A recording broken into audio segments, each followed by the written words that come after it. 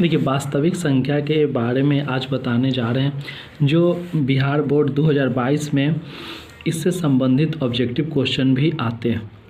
जैसे देखिएगा कि वास्तविक संख्या में बहुत से, जैसे कि प्राकृतिक संख्या होते हैं। प्राकृतिक संख्या जो होते हैं, सबसे पहले आपको बेसिक बता देते हैं, उसके बाद डायरेक्ट हम क्वेश्चन पे बात करेंगे। एकदम इजीली बताया जाएगा। प्राकृतिक संख्या वैसी संख्या होती है जो 1 2 3 4 5 डैश डैश डैश मतलब कि गिनती की संख्या को प्राकृतिक संख्या कहा जाता है। उसके बाद आता है दूसरा संख्या, हमारा सम संख्या होती है। सम संख्या जो होती है, बेसिकली सम संख्या किसको कहते हैं? जो 2 से भाग लग जाता है उसे हम क्या कहते हैं? सम संख्या कहते हैं। 2 4 6 8 10 जो 2 के पहाड़ा में आते जाए उसको हम सम संख्या कहते हैं। सम संख्या के बाद आती है विषम संख्या। विषम संख्या जो होते हैं वो संख्या होती है जो एक ऑड संख्या को हम लोग बोलते हैं विषम संख्या। जैसे कि जो स्वयं के संख्या से भाग लगती है उसे हम विषम, मतलब कि उसको हम विषम संख्या कहते हैं। देखिएगा, उसके बाद होता है अभाज्य संख्या। अभाज्य संख्या से एक क्वेश्चन जरूर आता है कि सबसे छोटी संख्या अभाज्य संख्या क्या होती है? 2 होती है। और ऐसी संख्या जो स्वयं के संख्या से भाग लगे, जैसे 3 5 7 11 13 17 17 के बाद 19 19 के बाद आपका 23 23 के बाद आप हो सकता है आप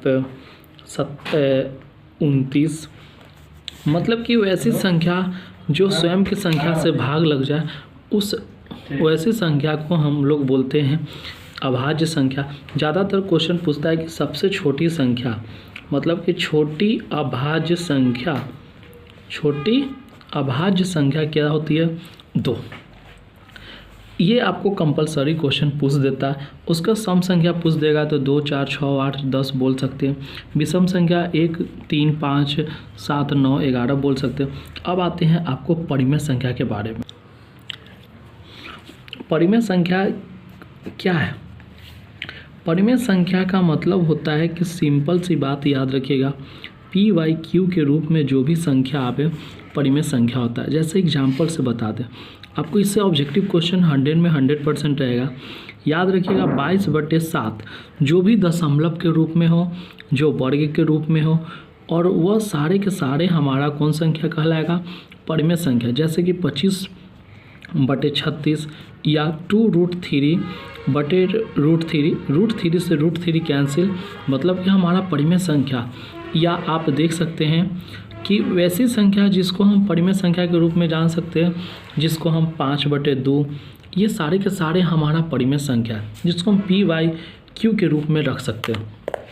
ये याद रखिएगा, इसको आप शॉर्ट में नोट करके रख सकते हैं कि परिमेय संख्या क्या होती है।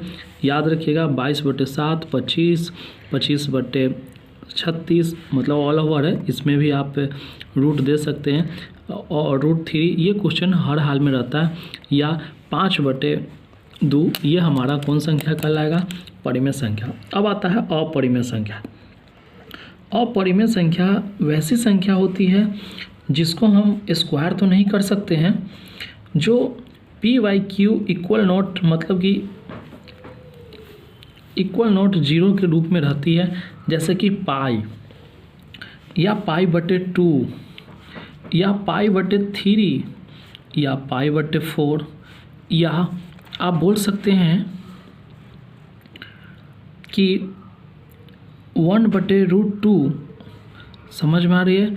√3, √5, √7, √11, मतलब कि जिसकी हम स्क्वायर नहीं कर सकते, सारे के सारे परिमेय संख्या, मतलब कि अपरिमेय संख्या होता है। इसको भी आप अपने नोट्स में उतार लीजिए, क्योंकि इसमें से एक होने एक ऑब्जेक्टिव आपका ज़रूर रहता है बोर्ड के एग्ज़ाम में। और बेसिकली अब आते हैं कुछ सब्जेक्टिव क्वेश्चन पे। इससे वास्तविक संख्या से परीक्षा में कुल नंबर जो होती है 8 से 10 नंबर की होती है, और सबसे इजी चैप्टर है जिसको आपको आसानी पूर्वक समझ में आ जाएगा। एक होता है जो होती है SCF। SCF जो होती है और एलसीएम, एचसीएफ बराबर होता है एक फार्मूला, प्रथम संख्या गुने दूसरी संख्या बटे एलसीएम। एलसीएम को आप लसा भी कह सकते हैं और एचसीएफ को मौसा। हिंदी में लिख देते हैं, आपको हर एक चीज़ क्लियर मिलेगी। ठीक है।